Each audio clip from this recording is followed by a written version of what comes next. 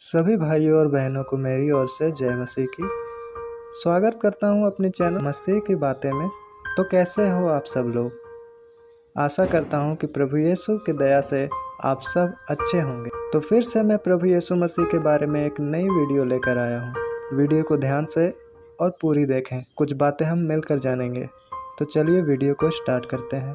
तो मेरे लोगों, आज हम सब लोग खुद में ही बिजी हैं, खुद के काम में, घर में, घूमने में, फिरने में और भी बहुत सारी चीज़ों में जो कि शायद जीवन में ज़रूरी भी हो। जैसे कि काम करना, वो काम घर का हो सकता है या जॉब का जहां आप काम करने जाते हो, या आपका खुद का बिजनेस हो। पर हमें इन सारे कामों के साथ साथ एक और काम करना चाहिए, और वो है प्रभु यीशु मसीह से प्रार्थना। प्रार्थना जब हम करते हैं तो उस समय हम प्रभु यीशु मसीह से बातें करते हैं, उसके सामने रहते हैं। जैसे हम घर में अपने पिता के साथ रहते हैं, उसी तरह हम प्रार्थना के समय अपने स्वर्गीय पिता प्रभु यीशु मसीह के साथ रहते हैं, जिसने हमें बनाया और माता के गर्भ से ही चुन लिया कि हम उसकी इच्छा को पूरी करें। पर आज हम उनकी इच्छा को छोड़कर खुद की ही इच्छा को पूरी करने में लगे हुए हैं। कुछ लोग प्रार्थना करते भी नहीं हैं। कुछ लोग प्रार्थना करते भी हैं तो दोस्तों, उनके सम्मुख जाते ही लोग अपने ज़रूरतों का लिस्ट टोकरी भर के प्रभु के सामने आगे दे देते हैं, जैसे कोई अलादीन के जिन को अपना विष बता रहा हो। पर हम ये भूल जाते हैं, जिस तरह हमारे माता पिता को हमसे कुछ उम्मीदें हैं कि हम उनके मर्जी से चलें, उनके हिसाब से चलें, भले वो बातें हमें बुरी लगे, मुश्किल लगे, पर मेरे लोगों, उसमें हमारा ही भलाई छुपी हुई होती है, हमारा ही फ़ायदा छुपा होता है। उसी तरह मेरे मसीह भाइयों और बहनों, जो प्रभु हमसे चाहते हैं, कुछ उन्हें भी हमसे उम्मीदें हैं, और मैं सच कहता हूँ उससे हमारा ही फ़ायदा है। अगर वो हमें कुछ बोल रहा है करने को, तो हमें वो रिज़ल्ट भी देने वाला है। जब हम किसी जॉब में जाके मेहनत करते हैं, किसी अधिकारी के नीचे काम करते हैं, तो उसकी सारी बातें सह लेते हैं और उसके हर आज्ञा को जो वो देता है पूरी करते हैं। क्योंकि हमें पता है एंड में इसी काम के लिए हमें अपनी मजदूरी मिलने वाली है। हालेलुया। बिल्कुल ऐसे ही मेरे लोगों, वो भी जो हमारा पिता है, हमारे लिए उसने बहुत कुछ नियुक्त किया है, ठहराया है। हर वो चीज़ जो बेस्ट है, हमारे सोचने और मांगने से कहीं ज़्यादा है। पर शर्त हम उसके अनुसार चलें, पहले अपनी नहीं पर उसकी इच्छा पूरी करें। तो वो जो हमारा पिता है, जो स्वर्ग से हमारी ओर दृष्टि किए रहता है और हमसे अत्यंत प्रेम करता है, हमारी हर ज़रूरतों को हमारे मांगने से पहले पूरी करेगा। क्योंकि वो कहता है, मैं तेरा पिता तेरे मांगने से पहले जानता हूँ कि तुझे क्या चाहिए। अगर हम उसकी इच्छा पूरी करने में व्यस्त हो जाएं, तो वो भी हमारे हर ज़रूरतों को पूरी करने में लग जाएगा। मेरे लोगों, क्योंकि प्रभु ने कहा, क्योंकि तुम पहले परमेश्वर के राज्य और धार्मिकता की खोज करो, तो ये सारी वस्तुएं तुम्हें मिल जाएगी। मेरे लोगों, प्रभु की सारी बनाई हुई चीज़ें जो हमारे लिए है ही, उनकी सारी आशीषें भी हमारे लिए ही है। जिस तरह संसार को प्रभु ने आदम को सौंप दिया था कि उसमें रहे और सारे चीज़ों का अधिकारी हो जाए, लेकिन उसने प्रभु की इच्छा पूरी नहीं की और उसके दिए हुए वचन को नहीं माना, तो प्रभु ने उससे सारे सुख और आराम उससे दूर कर दिया। उसी प्रकार दोस्तों, हर आशीषें और सांसारिक ज़रूरतों की चीज़ें प्रभु ने हमें दिया है, पर हम उनकी इच्छा पूरी न करने के द्वारा, उसके वचन के विरुद्ध काम करने के द्वारा, हर अच्छी चीज़ों से दूर दुख और पीड़ा में फंसे हुए हैं, और प्रभु से 5 मिनट के प्रार्थना में 500 चीज़ें मांग रहे हैं, और मिल हमें एक भी चीज़ नहीं रहा है। और कुछ हमारे विश्वासी लोग तो प्रार्थना ही नहीं करते, तो उनकी तो क्या ही तारीफ़ करें। वैसे इसमें इतना चौंकने की कोई बात नहीं है कि कुछ लोग प्रार्थना ही नहीं करते हैं, क्योंकि प्रभु ने हमें पहले ही बता दिया है कि अंत के समय बहुतों का प्रेम ठंडा पड़ जाएगा प्रभु के प्रति। तो ये अंत का दिन ही चल रहा है भाइयों। जैसे यूहन्ना ने कहा, मन फिराओ क्योंकि स्वर्ग का राज्य निकट है। तो दोस्तों, प्रभु ने हर सवालों का जवाब हमें बाइबल में दिया हुआ है, पर हम कभी बाइबल पढ़ते ही नहीं हैं, उसे सुनते ही नहीं हैं। अगर हम पढ़ेंगे ही नहीं, समझेंगे ही नहीं, तो प्रभु क्या करे फिर। और शायद कभी हमने बाइबल खोल भी लिया तो धड़ धड़ धड़ 3-4 वचन पढ़ लेते हैं और कुछ समझ नहीं आता, और फिर हम बाइबल बंद कर देते हैं। ये तो वही बात हुई कि स्टेशन में ट्रेन आई पर हमारे लिए रुकी नहीं।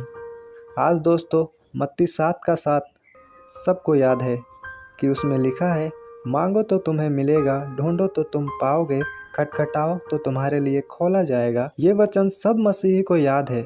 इसी वचन को लेके बोलते रहेंगे कि बाइबल में लिखा है दिया जाएगा दिया जाएगा, पर ये भूल जाते हैं कि पहले क्या करना है। पहले हमें मांगने से पहले उसकी इच्छा पूरी करना है। उसने कहा पहले तुम परमेश्वर के राज्य की खोज करो। ये नहीं कहा कि पहले मांग लो फिर मैं दूंगा, फिर आराम से जाकर खोज करते रहना। नहीं, और ये भी बहुत कम लोग जानते हैं कि परमेश्वर की इच्छा क्या है। तो दोस्तों परमेश्वर की इच्छा यह है कि हम उसके आज्ञाओं को माने जो उसने हमें बाइबल के द्वारा दिया है। वचन रोमियो 2:13 में लिखा है, परमेश्वर की दृष्टि में धर्मी वे नहीं जो व्यवस्था के सुनने वाले हैं, परंतु धर्मी वे हैं जो व्यवस्था का पालन करने वाले हैं। हाँ दोस्तों, आज लोग वचन सुनते हैं, पढ़ते हैं और रख देते हैं और भूल जाते हैं, पर उस वचन में कभी चलते ही नहीं हैं, उसको कभी फॉलो ही नहीं करते। जब प्रभु यीशु ने अपने चेलों को कहा मेरे पीछे हो ले, तब वो लोग सारे काम छोड़कर उनके पीछे हो लिए थे, बस उसके एक वचन के कारण कि मेरे पीछे हो ले। दोस्तों जब हम इंग्लिश में बाइबल पढ़ते हैं तो पीछे हो लेने के स्थान में लिखा है फॉलो मी। दोस्तों इसका मतलब है हमें अपने पिता को फॉलो करना है, उसके पद चिन्हों पे चलना है, उसके दिखाए रास्तों पर चलना है, क्योंकि उसने कहा पवित्र बनो क्योंकि तुम्हारा पिता पवित्र है। अगर हम अच्छी चीज़ें मांगते हैं प्रार्थना में जो उसको भाता हो तो वो हमें क्यों ना देगा, क्योंकि कोई भी बाप जिसका बेटा बिगड़ा हुआ है, हर वो गलत काम करता है जो नहीं करना चाहिए, तो वो पिता अपने उस बेटे को कभी अपने तिजोरी का चाबी, अपने गाड़ी का चाबी या अपनी संपत्ति में से कुछ भी नहीं देगा। वो उसे उस बेटे को सब कुछ देगा जो उससे अपने पिता से प्रेम करता हो।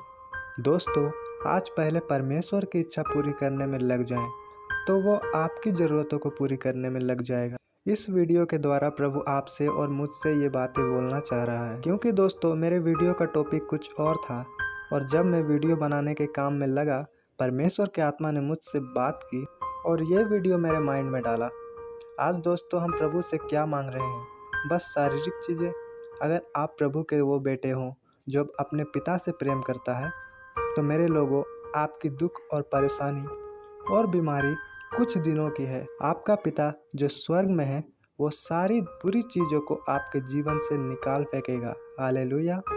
बस आप उसकी इच्छा पूरी करें, और उसकी इच्छा ये है कि हम हर चीज़ के लिए, हर बात के लिए प्रभु का धन्यवाद करें, क्योंकि जो थोड़े में ईमानदार है उसे और दिया जाएगा, और जो कम में ईमानदार नहीं है उससे वो भी ले लिया जाएगा। दोस्तों हम पढ़ेंगे पहला राजाओं 3:5-13 का वचन।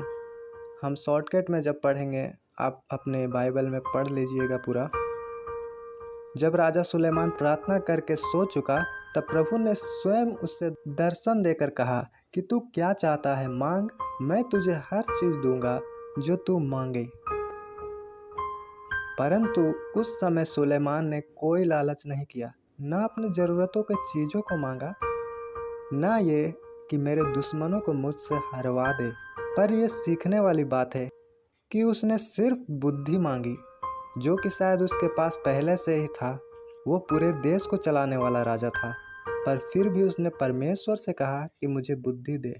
क्योंकि पहला राजाओं 3:9 में जब हम पढ़ते हैं, लिखा है तू अपने दास को अपनी प्रजा का न्याय करने के लिए समझने की ऐसी शक्ति दे कि मैं भले बुरे को परख सकूं, क्योंकि कौन ऐसा है कि तेरी इतनी बड़ी प्रजा का न्याय कर सके।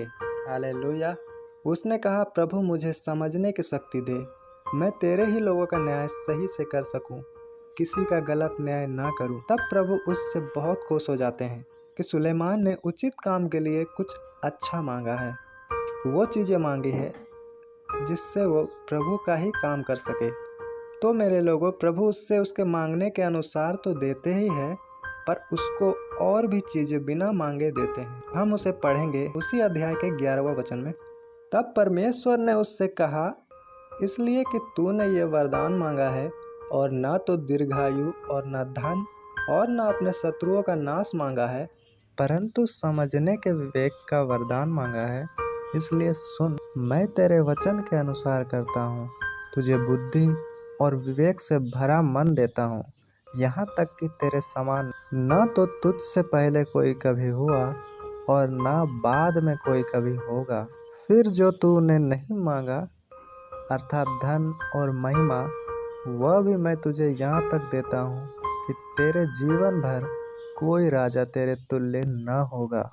हालेलुया। दोस्तों, प्रभु बोलते हैं जो तूने मांगा है वो तो मैं तुम्हें दूंगा ही, और इतना दूंगा कि तेरे जितना बुद्धिमान ना कोई हुआ ना होगा।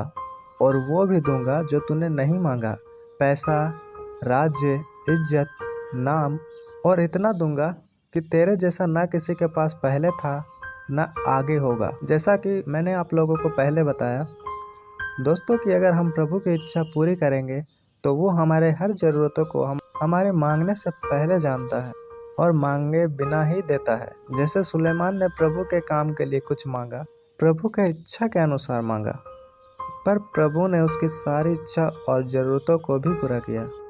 तो दोस्तों, आइए हम उसके इच्छा के अनुसार काम करें और जैसा वो चाहते हैं वैसा बने। इसमें उसका नहीं पर हमारा ही फायदा है।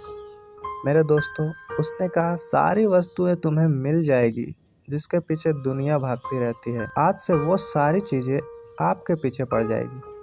तो आइए दोस्तों, आज से हम प्रभु से प्रार्थना सिर्फ मांगने की इच्छा से ना करके उससे बात करने की इच्छा से करें और ये जानें कि वो क्या चाहते हैं हमसे।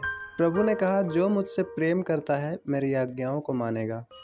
तो हम अपने कैरेक्टर को देखकर बोले कि क्या हम प्रभु से प्रेम करते हैं, क्या हम उनकी आज्ञाओं को मानते हैं। अगर हाँ, तो दोस्तों वो आपको कभी गिरने नहीं देगा। यीशु मसीह के नाम में मैं बोलता हूँ दोस्तों, आज से हम उससे प्रेम करेंगे और देखेंगे अद्भुत काम, क्योंकि परमेश्वर बोलता है उसने जो मुझसे स्नेह किया है इसलिए मैं उसको छुड़ाऊंगा। तो क्या आप चाहते हैं कि वो आपको बीमारियों से छुड़ाए? क्या आप चाहते हैं कि वो आपको घर के परेशानियों से छुड़ाए? क्या आप चाहते हैं कि वो आपको शैतान के हर बंधनों से छुड़ाए? क्या आप चाहते हैं कि वो आपको हर कष्टों से छुड़ाए? तो क्यों? क्या आपने कभी उससे प्रेम किया? क्या आपने उससे कभी स्नेह किया? अगर नहीं तो कैसे छुड़ाए वो आपको? क्योंकि वो अपने वचनों के बाहर नहीं जाता। दोस्तों, आज के वीडियो के लिए इतना ही है, और बातें और चीज़ें नेक्स्ट वीडियो में। तब तक के लिए प्रार्थना में बने रहें। प्रभु यीशु मसीह की संगति, सहभागिता और अनुग्रह हम सभी के साथ प्रभु यीशु मसीह के दूसरे आगमन तक होती रहने पाए। आमीन। सबको जय मसीह की फिर से।